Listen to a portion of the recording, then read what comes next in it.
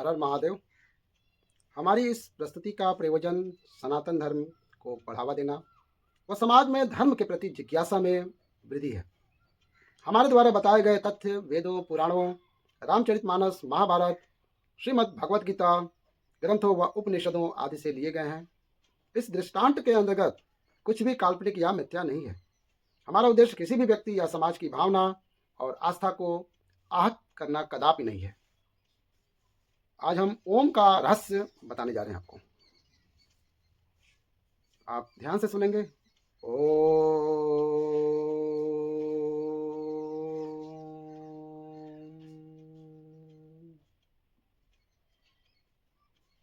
क्या हो सकता है ओम मंत्र का रहस्य? हमें यह तो पता ही है कि ओम मंत्र के उच्चारण से मन को शांति मिलती है और सकारात्मकता बढ़ती है, परंतु क्या इसके अतिरिक्त भी ओम मंत्र का कोई गूढ़ रहस्य है?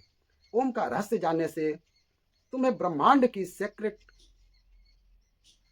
3 नंबर वाली पहली चाबी मिल जाएगी, जिससे आप सबसे बड़े खजाने के सभी ताले खोल सकते हैं और संसार में सबसे अमीर व्यक्ति भी बन सकते हो। और साथ में यह भी जान सकते हो कि आत्मा क्या है, मोक्ष क्या है, ब्रह्म क्या है, तुम संसार में क्यों आए हो और तुम्हारा उद्देश्य क्या है। और अगर तुमने ओम के रहस्य को नहीं जाना तो तुम्हारे पास अरबों खरबों रुपए होने के बावजूद भी तुम संसार के सबसे गरीब और भिखमंगे व्यक्ति लगोगे। और ओम मंत्र का यह रहस्य तुम वेदों और उपनिषदों से प्राप्त कर सकते हो। लेकिन अगर तुम्हारे पास इतना समय नहीं है कि तुम इनका अध्ययन कर सको, तो आपको हमारी इस प्रस्तुति को अंत तक एकाग्रचित होकर जरूर देखना चाहिए। ओम सनातन धर्म का प्रतीक है और यह शिव का भी प्रतीक है। ओम एक ऐसी ज्ञानी मंत्र है जो अनगिनत रहस्यों को अपने अंदर समेटे हुए है। और अमेरिका के ऑक्सफोर्ड यूनिवर्सिटी में डायरेक्टर रह चुके रसेल ओम मंत्र पर गहरी अध्ययन कर रहे हैं और उन्होंने भी MC²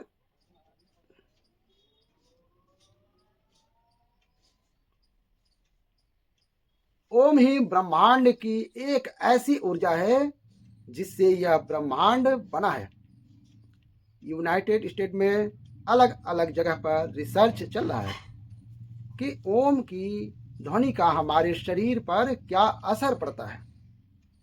इस रिसर्च में जब अलग अलग ध्वनि को ऊंची आवाज में बजाया जाता है तो हर ध्वनि का असर शांत पड़े पानी पर अलग अलग पड़ता नजर आता है। लेकिन ओम की ध्वनि का असर पानी पर सबसे अलग पड़ता है। रिसर्चर खुद हैरान थे कि ओम की ध्वनि के बजने पर पानी पर ऐसी आकृति बनती है जैसी कि सनातन धर्म में बताए गए श्री यंत्र की आकृति होती है। ओम के सिवा कोई ध्वनि ऐसी आकृति नहीं बनाती है। रिसर्चर ने बताया है कि ओम की ध्वनि बहुमूल्य ज्ञान का खजाना है। और जब प्राचीन काल में एक सन्यासी को लगा कि गुप्त मंत्र से बड़े बड़े खजाने के ताले तोड़े जा सकते हैं, तो यह सन्यासी गुप्त मंत्र की तलाश में एक बड़े आश्रम में जाता है। वहां के आचार्य से कहता है कि आप मुझे मूल्यवान गुप्त मंत्र दीजिए। तो आचार्य ने कहा कि मैं तुम्हें गुप्त मंत्र दूंगा, लेकिन तुम्हें सालों तक यहां रहकर सेवा करनी होगी। सन्यासी ने सेवा करते करते सालों बिता दिए। एक दिन सन्यासी आचार्य के पास गया और बोला कि अब तो वह गुप्त मंत्र मुझे दे दीजिए। तो आचार्य ने कहा कि ठीक है, तुम मेरे नजदीक आओ, मैं तुम्हारे कान में वह गुप्त मंत्र कहूंगा। सन्यासी नजदीक गया तो आचार्य ने ओम मंत्र दिया। सन्यासी खुश हो गया। वह वहां से चला गया और ओम का जाप करने लगा, लेकिन कोई धन की प्राप्ति नहीं हुई। तो उसे संदेह हुआ कि आचार्य ने उसके साथ धोखा किया है। वह जब बाहर निकला तो एक माँ उसके बेटे को बुला रही थी कि ओम बेटे यहाँ आओ। तो सन्यासी चौंक गया, क्योंकि यहाँ तो किसी के बेटे का नाम ही ओम था। जब वह और आगे गया तो कुछ ब्राह्मणों को देखा जो हरि ओम बोल रहे थे। हरि ओम। सन्यासी ने कहा, अच्छा, यहाँ भी ओम बोला जा रहा है। सन्यासी रास्ते में और आगे बढ़ा तो कुछ विद्यार्थी को ओम शांति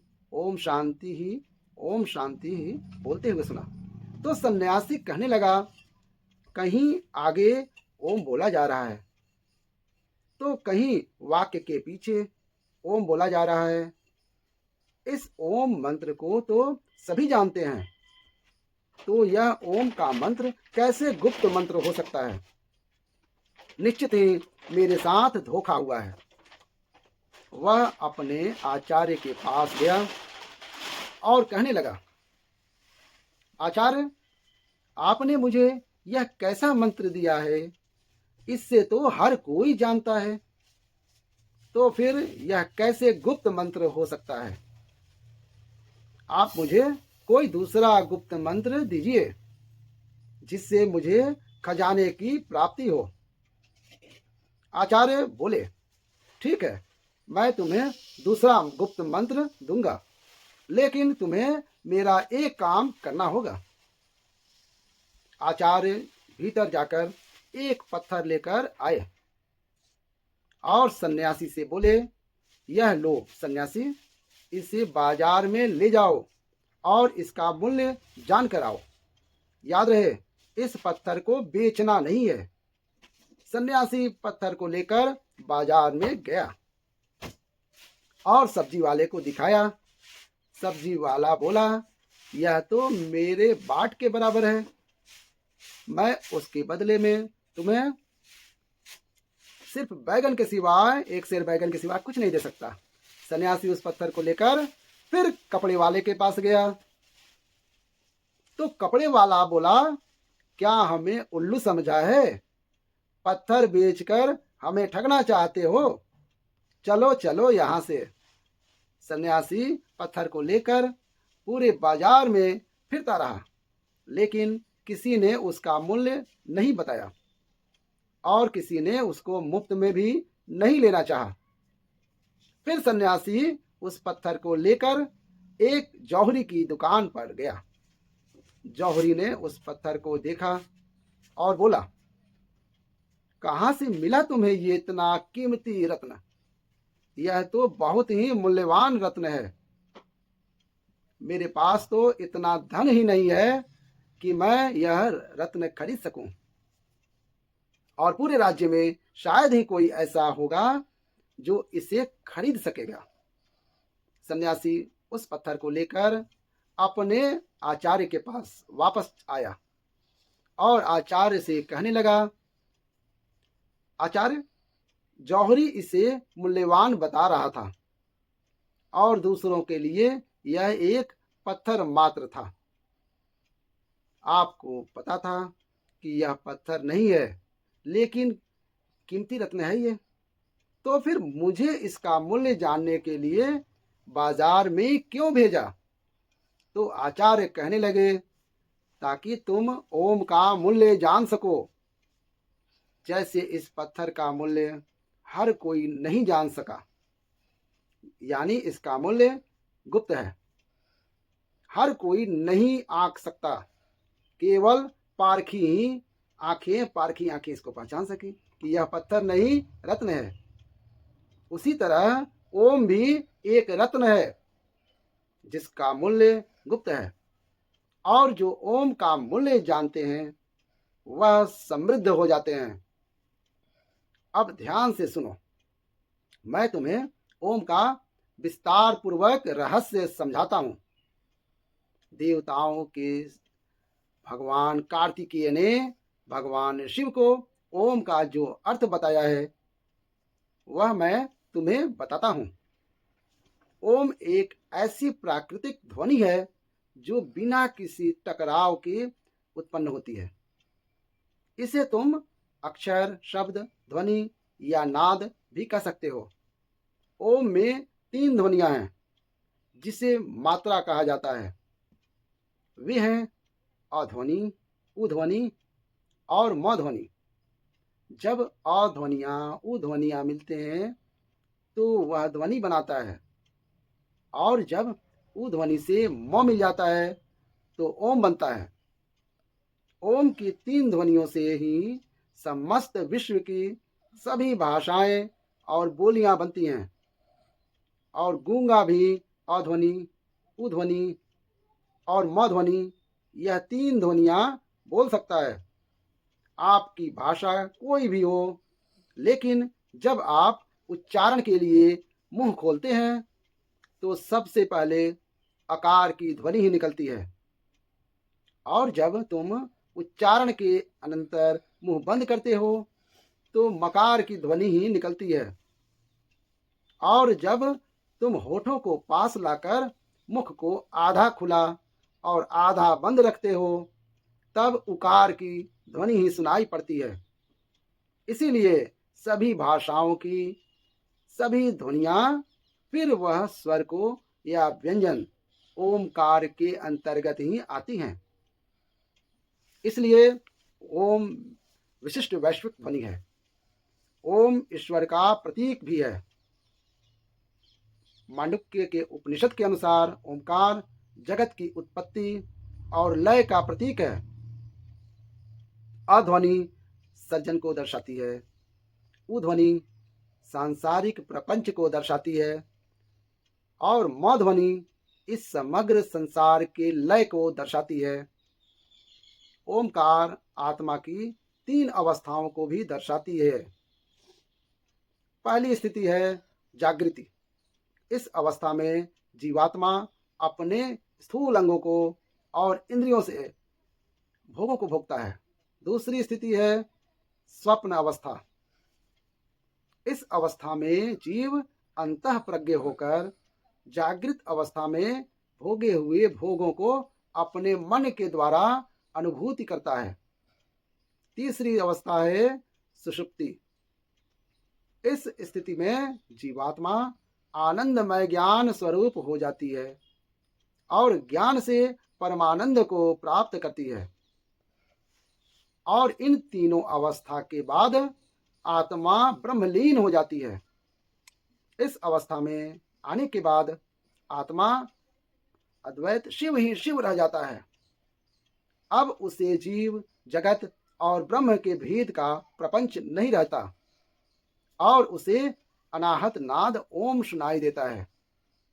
अनाहत नाद कोई ध्वनि नहीं है, लेकिन अनाहत एक अनुभूति होती है जिसमें आत्मा कहती है कि अहम ब्रह्मास्मि, शिवहम, मैं ही ब्रह्म हूँ, मैं ही शिव हूँ, मैं ओमकार हूँ। मैंने ही जगत के रूप में अपना विस्तार किया है। मैं ही शिव हूँ जो मेरे ही रूप को मारने जा रहा हूँ। मैंने ही अपने पुत्र के रूप में जन्म लिया है, और मैं ही मेरे माता पिता के रूप में जन्म ले चुका हूँ। इस संसार में केवल मैं ही हूँ, मेरे सिवा कोई नहीं है। बोलने वाला भी मैं ही हूँ और सुनने वाला भी मैं ही हूँ। शांत बनकर मैं ही अपने आप को डसने जा रहा हूँ, और मैं ही उससे बचने के लिए दौड़ रहा हूँ। इस ओमकार के रहस्य को जान लेने के बाद सोना, चांदी, रुपए, पैसे सब मिट्टी लगने लगता है, क्योंकि यह सब भौतिक पदार्थ वास्तव में मेरा ही स्थूल रूप है। मैं तो इतना अमीर हूँ कि यह घर, यह जमीन, यह पृथ्वी, यह तारामंडल, पूरा ब्रह्मांड ही मेरा है। और ऐसे कितने ब्रह्मांड होंगे जो मेरे ही अंग हैं। तो मेरे जितना अमीर कौन हो सकता है? जब मुझे इतना बड़ा खजाना मिल रहा है, मैं क्यों इनके 1 किलो 100 किलो सोना चांदी और रुपए पैसे के पीछे भागूं? और इस खजाने को खोलने के लिए मैंने इन नंबरों की चाबी दी है।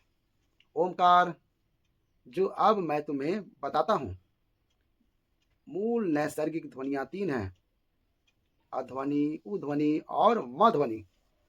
नैसर्गिक रंग 3 हैं: लाल, पीला और नीला। प्रकृति के मूल लक्षण 3 हैं: नाम, रूप और गुण। शरीर की तासीर 3 है: कफ, पित्त और वायु। ब्रह्मांड की स्थितियां 3 हैं: उत्पत्ति, पालन और प्रलय। और उनके देवता भी 3 हैं: ब्रह्मा, विष्णु और महेश। पदार्थ की मूल तत्व 3 हैं: न्यूट्रॉन, प्रोटॉन और इलेक्ट्रॉन। पहले आयाम 3 हैं: लंबाई, चौड़ाई और गहराई। और इन 3 नंबर की चाबी को जितना गहराई से अध्ययन करोगे और उसकी गहराई में जाओगे तुम मुझे ही पाओगे। नहीं नहीं, अपने आप को ही पाओगे, क्योंकि इस संसार में तुम्हारे सिवा दूसरा कोई है ही नहीं। तो मित्रों, यह प्रस्तुति आपको पसंद आई है तो प्रस्तुति को लाइक करें और ऐसी ही ज्ञानवर्धक वीडियो देखने के लिए, जानकारी लेने के लिए आप हमारे चैनल महादेव के भक्त शर्मा जी को सब्सक्राइब जरूर करें और कमेंट में ओमकार लिखना ना भूलें। धन्यवाद। हर हर महादेव।